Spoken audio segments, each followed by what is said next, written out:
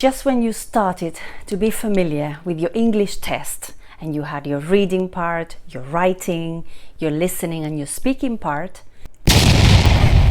we have a new skill called mediation. But who is responsible for this? Who came up with this idea? If you're wondering all these questions and if you want to find out everything about mediation, please keep on watching.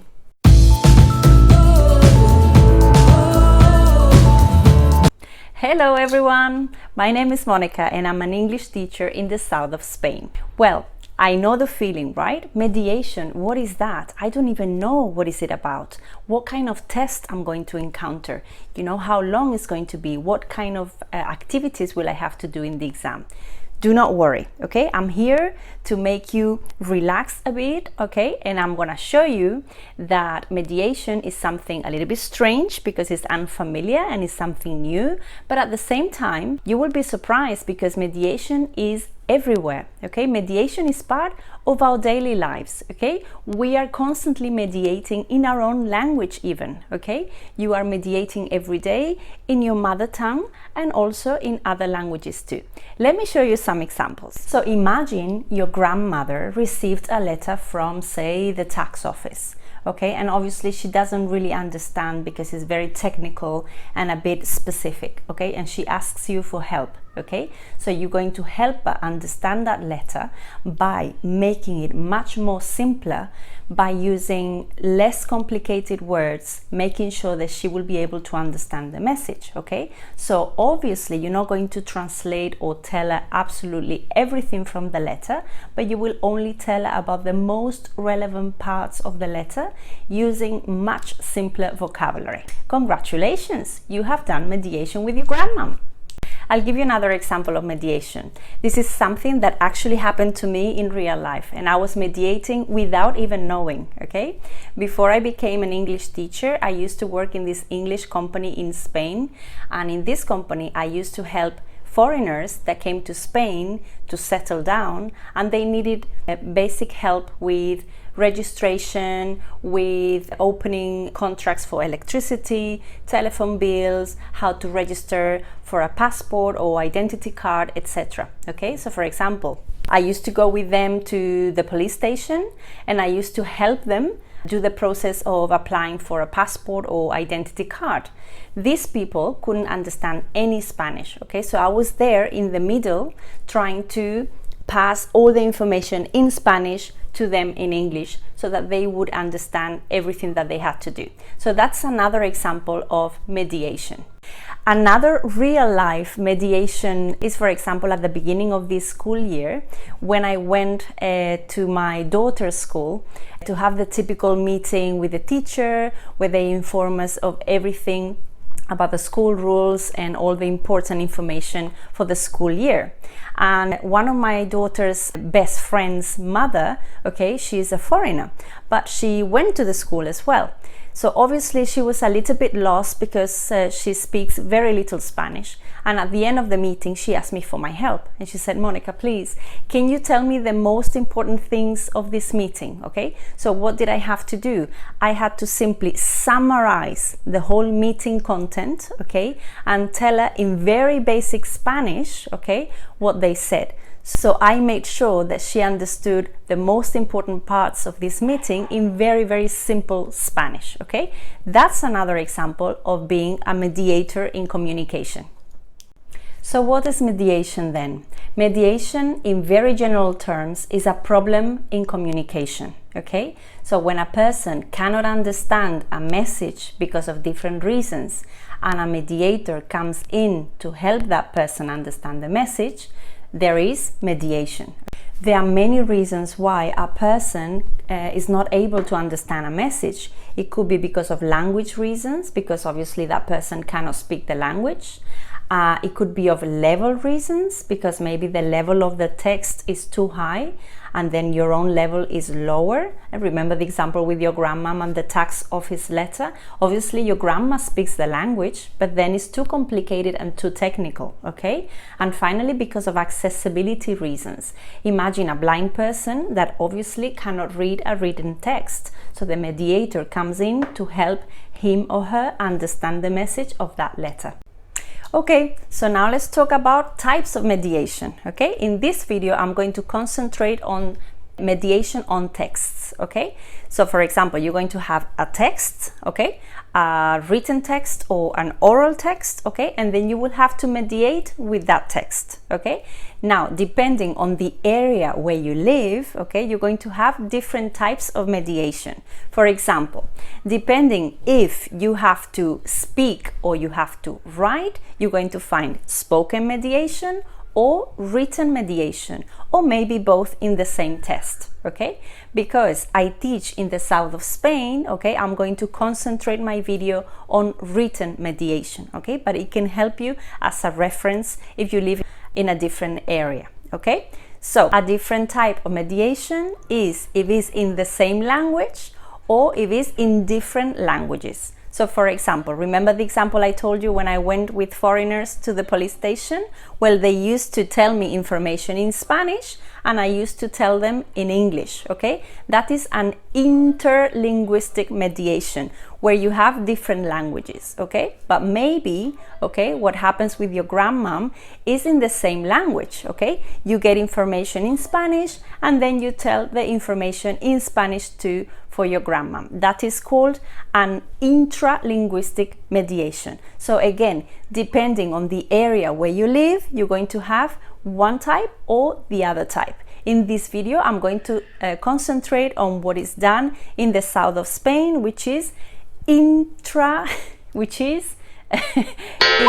this video, I'm going to concentrate on intralinguistic mediation, which is English to English, okay? The same language. Now, if you stay watching my video right until the end, I have a little surprise that is going to help you with your mediation test, okay? So make sure that you watch it right until the end. Now, let's talk about what strategies do you need to do in a mediation test, okay? What kind of things are you asked to do in an activity, okay? For example, the number one is, for instance, summarizing. Many times you're going to have a long text that you will have to summarize because obviously your friend is not interested in all the details. They want to know the most important parts, okay? So summarizing is the first strategy. The second strategy is paraphrasing, and this has to be my favorite strategy of all the types, okay? Because you are not supposed to obviously copy or repeat the same words in your text because then your friend wouldn't understand it. You would need to explain it with your own words, okay? You need to paraphrase and find a similar way of saying the same thing, okay? So paraphrasing is key in mediation activities. The third strategy is translation, okay? Translating a text.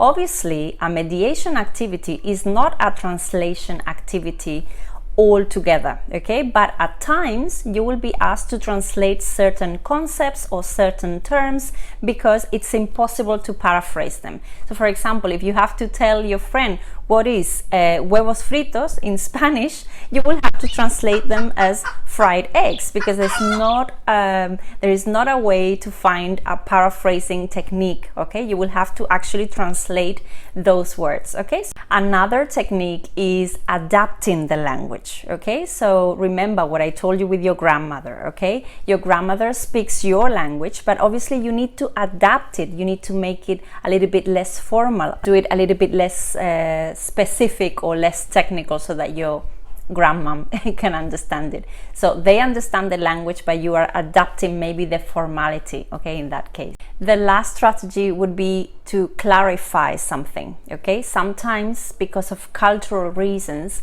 it's necessary to clarify something or an idea or a concept. So imagine, I don't know, that you have your Japanese friends that come to Spain to visit you and they are invited to a wedding, okay? But they wouldn't know the traditions, okay? So maybe they will ask you about the throwing rice to the couple at the end of the ceremony. You would have to explain it to them, to clarify it, that throwing rice is something considered as good luck in our country. Okay, so sometimes even if it's not part of maybe the text that you are given, you will have to add something extra to clarify a concept that is not clear. And now let's talk about the type of tests, okay, that you're going to find. Well, as I said before, depending on the area where you live, the test is going to be different, okay? In the south of Spain, in Andalusia, okay, the test is as follows, okay? You will have 2 mediation tasks, okay? One is going to be a written text, okay, an article, a letter, and the second one is going to be based on an image, okay, an infographics, a graphic, okay, or a picture, okay?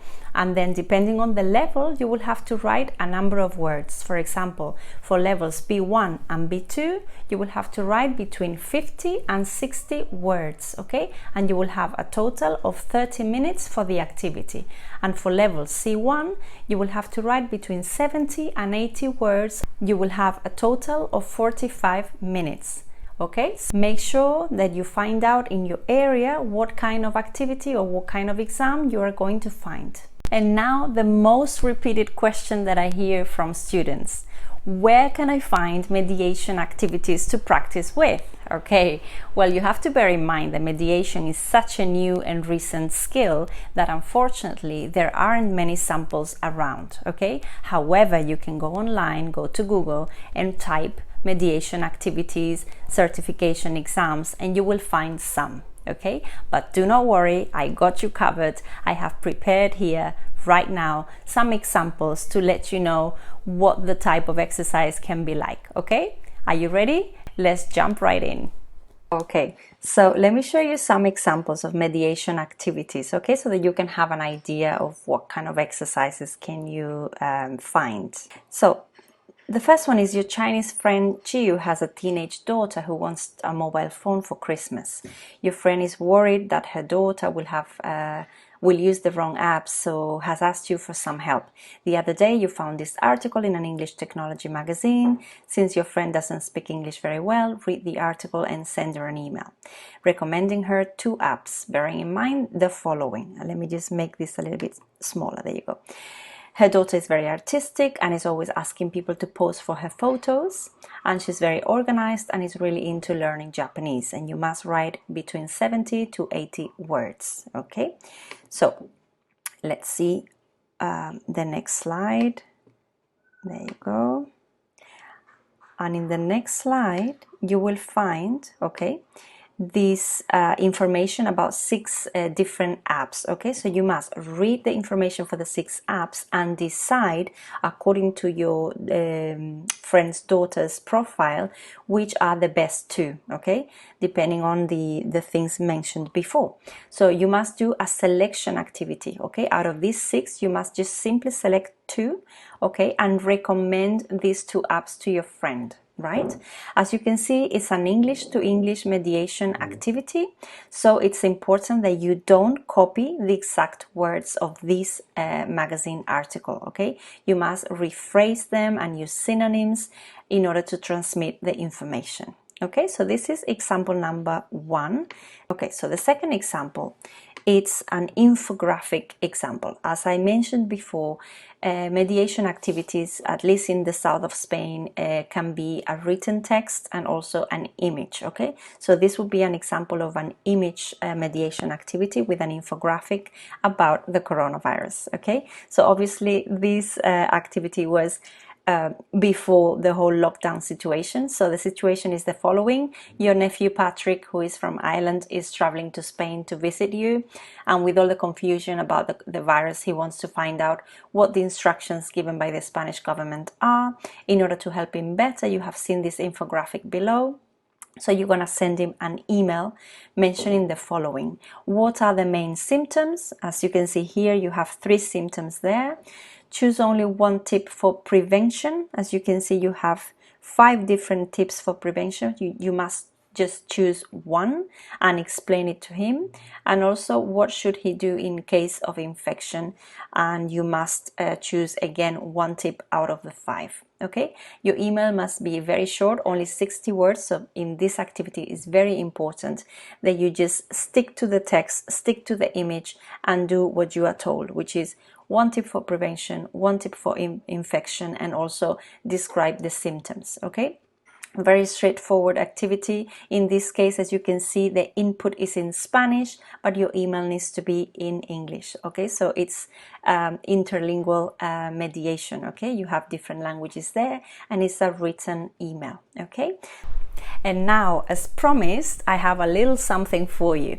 If you're interested in having these real examples that I just showed you on the screen, you just have to leave me a comment down below, just simply saying, Monica, I'm interested in the link, and I will send it to you straight away so that you can have it at home and download it and practice in your own house. Okay? But let me know down below. And now, final recommendations for your mediation activity. Remember these 3 tips that I'm going to give you. Number 1, never copy the exact words from the text. Okay, that's super penalized. Okay, because remember, one of the main strategies is paraphrasing. Okay, using synonyms to express the same idea. Okay, so you need to avoid that beautiful temptation of just copying the exact words and use synonyms. Okay, in the description box below, I'm going to leave you a very useful link where you can practice at home those synonyms. Okay, so make sure that you do practice every day in order to find similar words. Tip number 2, remember, you are the mediator. Okay, so no one is interested in your opinion. Okay, what you're simply doing is transmitting a message. Okay, but your personal opinion, okay, is not important. Okay, so stick to the text, stick to the message, and just simply pass it on to the next person. Okay, it's very tempting again to just explain something, to tell a personal story, to give your opinion. Okay, but that is not the case with mediation activities unless they ask you to do so. Okay, maybe there are times that they will ask you for your opinion. Okay, but if nothing is said, do not fall in that trap. Okay, and just simply stick to the message and transmit it. Tip number 3 is respect the word limits. Okay, if in your mediation activity you must write between 50 and 60 words, try to follow that limit and don't overdo it. Okay, so remember, okay, although it's very unfamiliar and it's a little bit strange, try not to be scared. Don't be frightened about mediation. As I said, we are mediating all the time. Okay, and try to remember these 3 rules. Stick to the text you are given. Okay, don't add up anything extra, but just stick to the message. Okay, do not give your personal opinion unless you are asked to, and try to respect the word limit. Okay, otherwise just think of it as another written activity, only it has its own limitations, but I promise you will be fine. Okay, thank you so much, the very best of luck. Okay, and if you enjoyed this video, please like it, share it, and subscribe to the channel if you're interested in more videos like this. Thank you so much and have a wonderful week. Bye.